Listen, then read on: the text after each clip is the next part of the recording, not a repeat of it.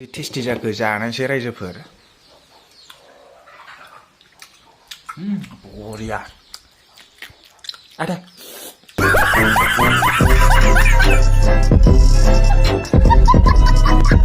माथो दाखुरा राजोबथार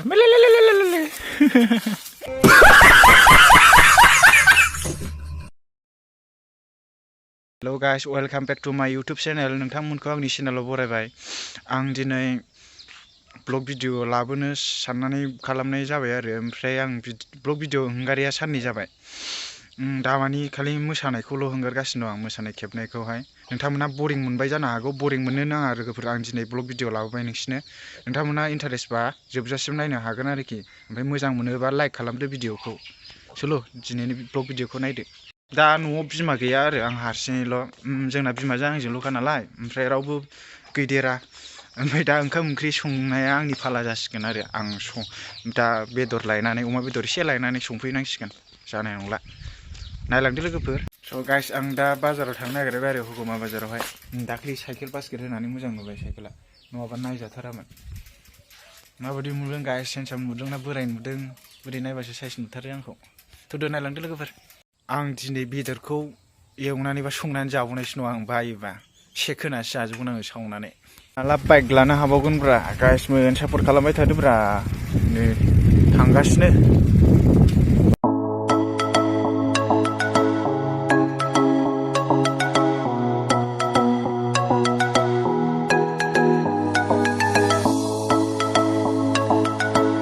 गाइस आं दा लानानै फैबाय आरो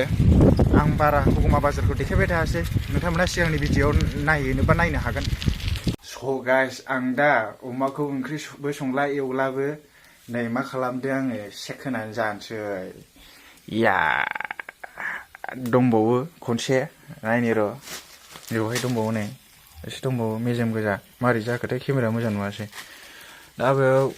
लागायनोसै हारसिङैसोखा बिमा गैया नायलांबाय थादो लोगोफोर आगाव आदैमोन माथो अरसि जोंबाय स' गाइस ओमफ्राय आं नै दासो हालदै थाव लगायनो नागिरदों आरो माखासे दंबावो नालाय बेदरा नैबे मोनसे सावगासिनो ओमफ्राय नैबे थानायखौ लगायनोसै आरो बोरै बोरै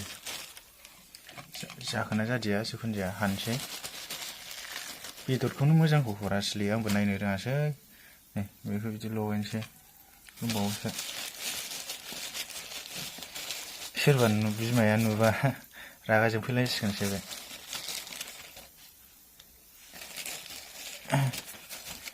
गैला लगायनोसै आङो अमा सेक गिदिर गिदिर गोदा होबाबो जागौमोनलाय आङो गोदा होनो रोङासै गाइस आं दा नै मोनसे खावसे माबा मा होनो सावफिनबाय आरो हांफिनबाय अरखियानो बारा गैला ओमफ्राय नैबे नै मोनगोना मोनाखै जिखुनु जाया आखाया नै नायजाला स' गाइस आं दा सावखांबाय माबा सावनायबो जाबाय हांनायबो जाबाय मोनगोना मोनाखैथाय बे गोजाया एसे गोमो माने हांनाय आरो ओमफ्राय बे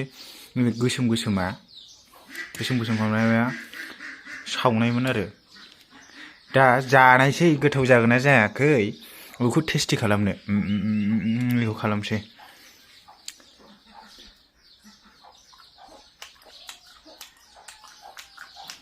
बरिया संख्रि फानलु लगायबावाखैखा अमा नङाबानो जाया बर'फोरना जेरावबो जाय अमा जानायखौ बादा होयो बिसोर बर'नि हारिमुखौनो गारनायसो जागोन माथो टेस्टि जाखो जानायसै रायजोफोर बरिया आदा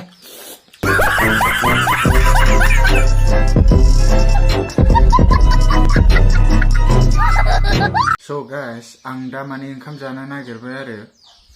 जेबो गैया नै बिदै गैया ओंखाम गोजा ओमफ्राय बेदर सावनाय दहायनि ओमफ्राय नै आलु बाथोन बेजोंनो जानोसै आङो स' गाइस आं दा ओंखाम जाखांबाय आरो ओमफ्राय नै सासे सिख्ला दं बेजों फन रायलायहरनो नागिरदों आङो औ मा ओंख्रि जायामोन अनलाजों मेवाइजों आयौ दाबायदियाव मारै अनला मेवाइ मोनजानांगौ फनानो जाखावा नै ओरैनोसो रायलायफ्लादों आं जास्ट खेलायदों फनानो जाया नै उनबो जाया दाउ खुबैग्रासोमोन गोदोनि हाइटेस मोसौ दै दौखांनानै आरो अमा आदार होबावनांगौसोलै जारलासो अमा आदार होबावनांगौसो न' लोंद' मानो लोङा लोंबावब्लासो गाङाखै नामा ए माबा मोसौआनो दै लोङासै गाङाखै खोमा जारलासो जोंना फोथारा बेनो आरो बेवहायनो दोनानै गालांलाबायनोसै आङो आरो नै बैथालिफ्रा गाबलागासिनो जोंना फिसा गासिबो फान्थि गोजाजोबसो माथो दाखुरारा जोबथार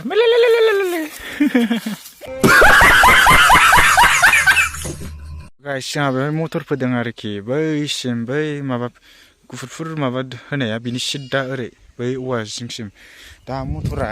रज'हांबाय नैलाय मेरला दं मटर गोजा आं दा अमानो आदार होनो एसे रेडि खालामदों आरोखि नै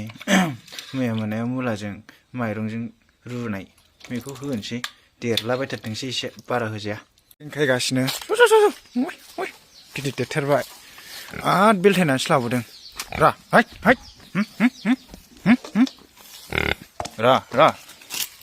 लागायगोनसै आङो लागाव आदाराबो जाया हाब गिदिर देरथारबायलै नै जा मोजां जादों ओरैनो थेख्लायाबो थिख्लियाबो खेंखायगासिनो दङ मोनजाया नोङो जा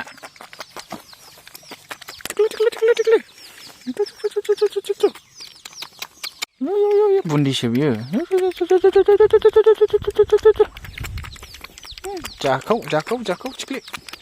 जाखौ थाब देरनांगौ फिसा खांनांगौ फिसा 20टा 30टा खांनांगौ होनबा बिसोरबो जानो आरोखि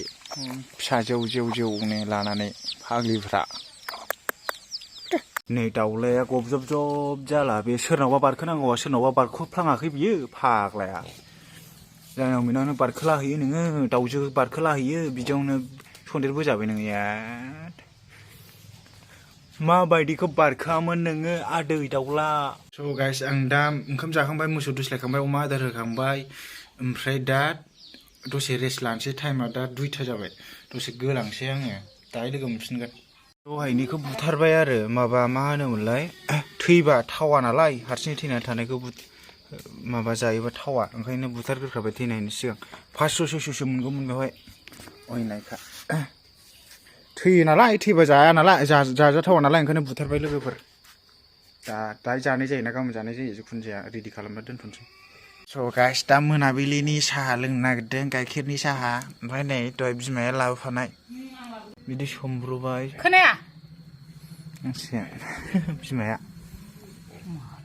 मटरसाइकेला प्रबिन नङा आंहालाय नंदों मटरजों लानानै थांनो सुना हैनो सोंदों दा लांथिया जाबाय दा सावस्रोमनांगौ गाइस दा नै सावस्रोमबाय मोनसे बोसोरनो हाया माथो हामजोब्बायसो नामा सिथुआ बोरो दाबो जाया दांखाबावा माहाजोन आदायमोन फेन्दाबो खौसै फेन्दा मारै जाखो गोरा जाथारो गोराथारसै खाबो बेयाव होग्राना दानस'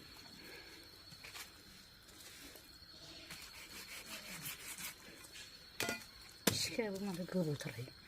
मोनबाय जाबाय